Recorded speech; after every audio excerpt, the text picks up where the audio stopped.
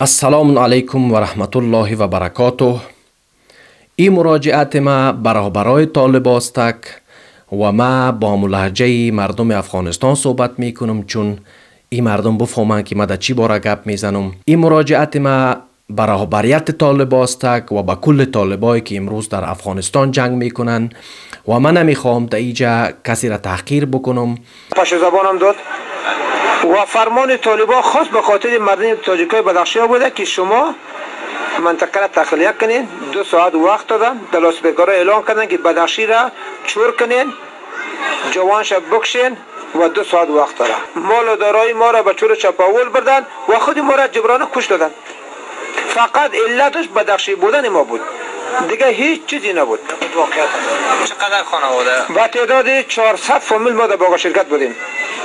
و ما از رهبریت طالبا خواهش میکنم که یک نوار کنن و برای ما بگن که مشکل چی بوده، با خاطر چی ای برادرای بدخشی تاجیک ما از خانه های خود بیرون کرده شدند و مردم تاجیکستان ای را طلب میکنه. اگر که شما میگین واقعیت مأموریت اسلامی دارین، وقتی که شما میگین شما نماینده اسلام هستین، خود را خوب متوجه بشین که همین مردم تاجیکستان هم 99% اینا مسلمان هستند و همین مسلمان ها از شما خواهش دارن که برای مردم بفهمانین که چرا ملتان ما در افغانستان از خانه های خود بیرون کرده میشن، به خاطر که نمیفهمم دیگر رویه باشن، به خاطر که دیگر مذهب باشن یا اینکه اصلا تاجیک باشن.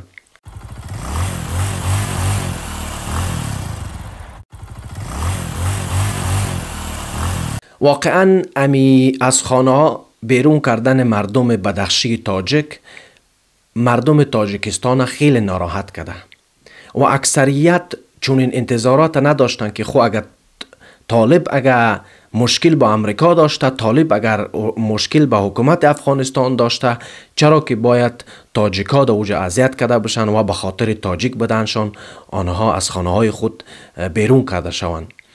و ما همچون یک مسلمان و میخوام پیش از که به کلی صحبت آغاز کنم برای شما یک آیه را بخوانم. بسیاری ها خود ای فکر نباشین که این آیه فقط به خاطر همین تبلیغی است، نه، هر آیه‌ای که در قرآن شریف هست اینا به خاطر تمام مردم، به خاطر تمام بشریت، خود فرقیت نداره، خود طالب باشه، تبلیغی باشه و غیره.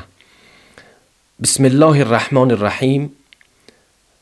کنتم خیر امة اخرجت للناس تأمرون بالمعروف و تنهون عن المنکر. خدا در آیت میگه که شما یعنی بهترین امت هستین و خدا باز در همی دوام همی آیت ذکر میکنه که با خاطر چی شما بهترین امت هستین.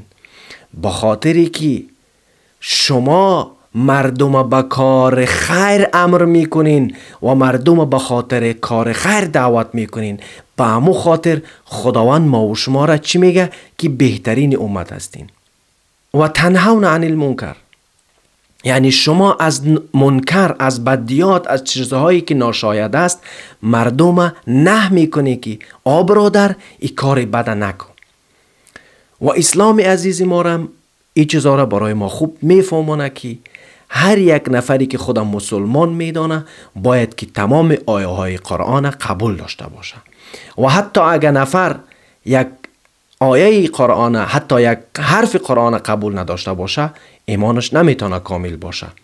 خب ما واقعا معلومات دینی دارم اما نمیخوام اینجا همچون یک مولوی صحبت بکنم چون که ما واقعا همچون یک سیاستمدار هستم و باید که درد دل مردم تاجیکستان برای شما برسانم، از آن جمله به رهبریت طالبا و از تمام نفران که همین نوار را تماشا میکنن خواهش میکنم که سعی کنین، کوشش کنین که همین نوار به تمام مردم پخش شوه و مردم دسترسی داشته باشه به این نوار که ما بتوانیم همین حرف دل خود به طالبا و رهبریت آنها برسانیم، یعنی حرف دل 9 میلیون تاجیکه. و بسیار از مادرای تاجیک از من سوال کردن و بسیار برادرای تاجیک هم از تاجیکستان که در همین مورد فکر خود حتما بگوین چون واقعا ما ناراحت هستیم که خو باید مردم تاجیکستان از طالب بترسه. یعنی اگر طالب دشمنی تاجیک است یا طالب مشکلی دیگه داره، ای را باید ما از دهان خود طالبا بفهمیم که چرا به خاطر تاجیک و بدخشی بودنی برادرایی که در افغانستان زندگی میکنن و ملت آنها تاجیک هستند از خانه هاشون بیرون کرده شدن و ایره ما میخواهیم که تمام جامعه جهانی را بفهمه و خود طالبان را بفهمند که اینا نباید مشکلی با یک قومی داشته باشن، با یک نژاد داشته باشن، چون ایره خود خداوند بد میبینه. پیامبر خدا هم صلی الله علیه و سلم زیاد در این باره احادیث هم گفتن و این چیزا واقعا یک لطمه بزرگی به نام شما و به نام اون نفرای میزنه که واقعا خود مسلمان میگیرن. خب مشکل شما که ای بوده که خارجی ها در کشور شما، مشکل شما ایسته که جنگ برای شما تحمیل کردن، اما مشکل شما نباید برادرای تاجیک از آن جمله برادرای تاجیک بدخشی ما باشن. خب بگذار که اونا اسماعیلیه رویه اسماعیلیه داشته باشن، اما خب اونا مسلمان هم که هستن، اون مسلمان هستن، نماز میخوانن، خدا میگن. یک نفری که خدا میگه چطور میتونه نفر بسری او ظلم کنه؟ خب بسری هیچ نفر اجازه نیست که ظلم بکنین. اگر شما امی تاریخ اسلام نگاه بکنین، امی کل تاریخ اسلام امیسته که دوستداری دیگر انسان ها و اجازه دادن به دیگر انسان هایی که زندگی خود بکنن و هر یک نفری که الله سبحانه و تعالی در این دنیا خلق کرده اجازه زندگیش داده. خب اگر اجازه نمیداد چرا که مثلا امی نفرایی که غیر دین هستن از آنها خدا گفته که باج بگیرین؟ چون که خدا به این چیز نشان داده که در این زمینی که خدا خلق کرده در این زمین همه حق زندگی داره، چه مسلمان باشه چه غیر مسلمان باشه. اما وقتی که ما درباره برادرای مسلمان خود صحبت میکنیم، واقعا جای ننگ است که به خاطر یک رویه اسماعیلیه بدن امو مردم اونا ظلم کرده، بسر آنها ظلم کرده میشه و اونا را از خانه هاشون بیرون میکشن و واقعا این دل مردم تاجیک تکان داده و مردم تاجیکستان در غم و غصه هستند که این کار چرا به وقوع پیوسته. ما هیچ وقت نمیخواهیم که در کشور افغانستان اولش که جنگ باشه. ما نه به او طرفش کاردار هستیم نه به این طرفش، اما ما همچون مردم تاجیکستان و همچون تاجیک موظف هستیم که به خاطر هم قومای خود هم ملتای خود صحبت بکنیم. وقتی که شما میگین که مشکل شما خارجی هستن، خو این مردم بومی چه گناه کردن؟ اگر یک نفر آنها با اردو هم با اردوی ملی هم کاری کرده باشه، شما نمیتونین که همه تفلکای بیگناه بیچاره را از خانه هاشون بیرون کنین. این واقعا جای ننگ است و هر یک نفری که خودم مسلمان میدانه و این کارا را میکنه از اون نفری پستر دیگه پیدا نمیشه.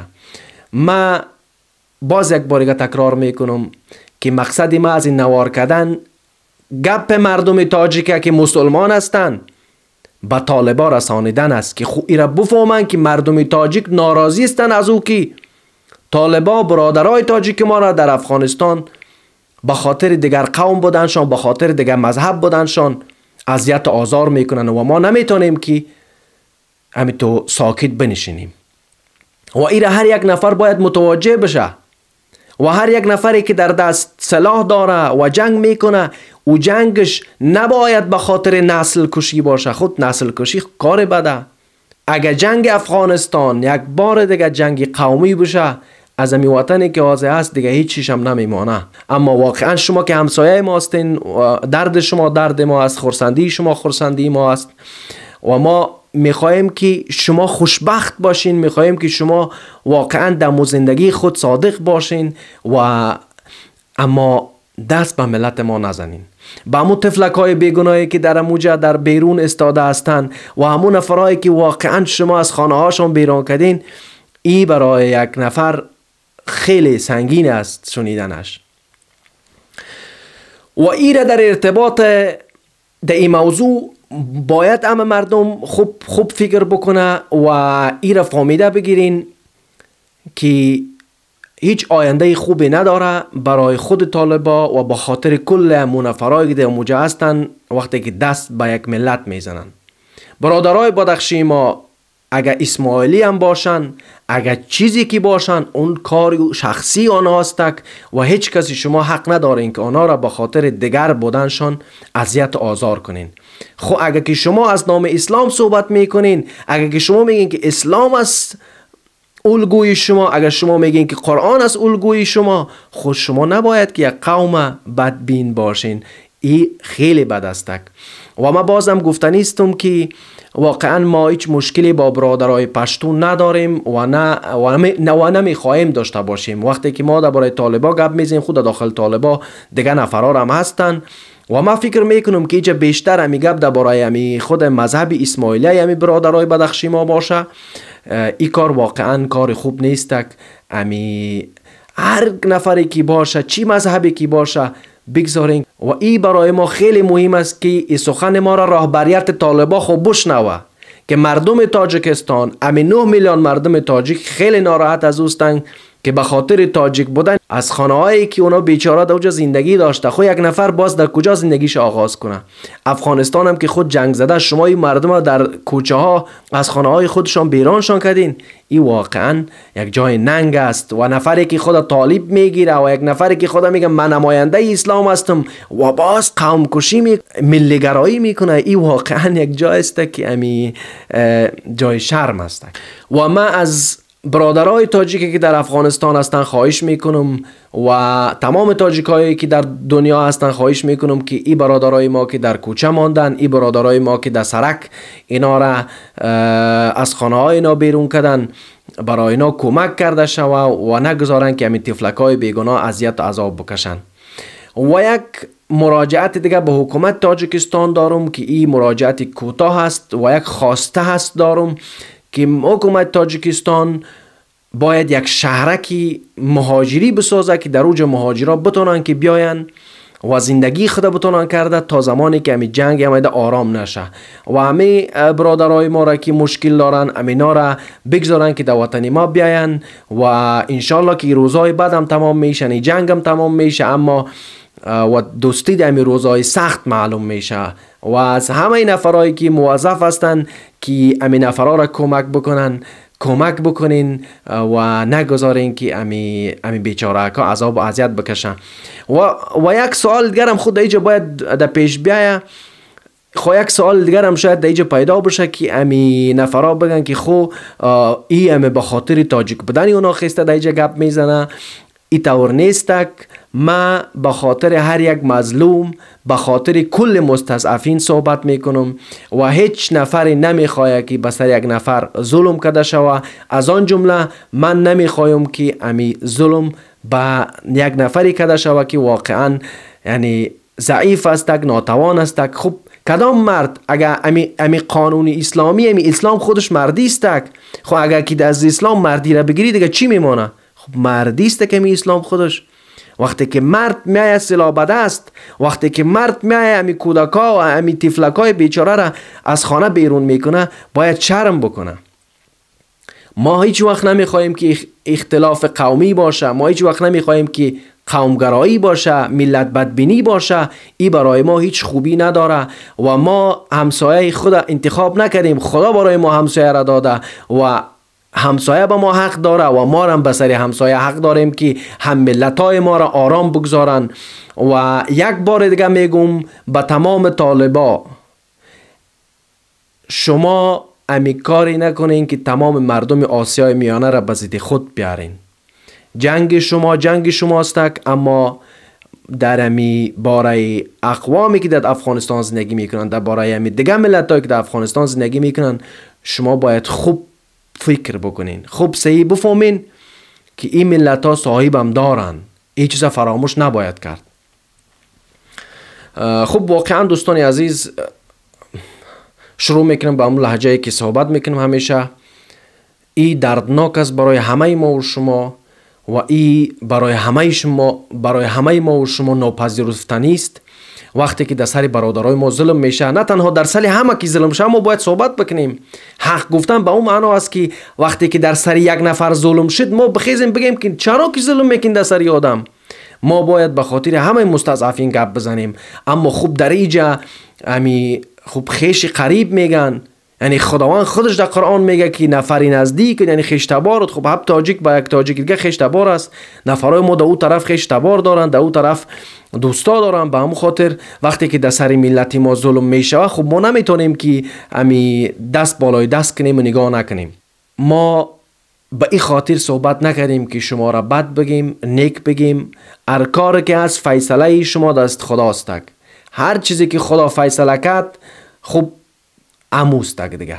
ما هیچ فیصله را نمی کنیم و هیچ کس هم نمی خواهیم که تهمت بزنیم، اما ما وقتی که این اولا را می بینیم خیلی ناراحت میشیم. کنین خوب بفهمین که هیچ وقت دشمنی به تاجیک، دشمنی به مردم تاجیک برای شما خوبی نمیاره. این را خوب بفهمین. تهدید نمیکنم، نمیخوام تهدید بکنم، چرا که اصلا شخصی نیستم که یک نفر تهدید بکنم، اما ما برای همه مستضعفین خوبی میخوایم. اگر چی پشتورم باشه، اگر چی تاجیکم باشه، همه همون نفرها مسلمان هستن، انسان هستن و دل نفر برای هر یک اون برادرها میسوزه. و اینک برای همه شما گفته نیستم که تنها دوستی در اسلام، تنها وحدت اسلامی در افغانستان میتونه افغانستان آباد بکنه و وحدت ملی، یعنی واقعا یک کشور بسازین که ما هم خوشبخت باشیم از دیدن شما و شما هم خود خوشبخت باشین که دیگه طفلکای بیچاره افغان عذاب و اذیت نکشن. فعلا با شما خداحافظی میکنم. اگر سوال معالی باشه میتوانیم با امی حروفهای فارسی را بنویسین، چون که خب ما متوجه هستم میتوانم بخوانم و ما انشالله میتونم که باز در این باره صحبت بکنم. خواهش میکنم که در امی کامنت ها گپای بد نزنین، هم دیگر تحقیر نکنین، چون امی تحقیر است، امی نارسایی کلام است که ما و شما هیچ نمیتونیم پیش بریم. هیچ وقت با تحقیر، با بدبینی انسان پیش نمیره. تنها وقتی که ما تخم دوستی را کاشتیم، در او وقت ما میتونیم که حاصل خوب داشته باشیم. خداحافظ.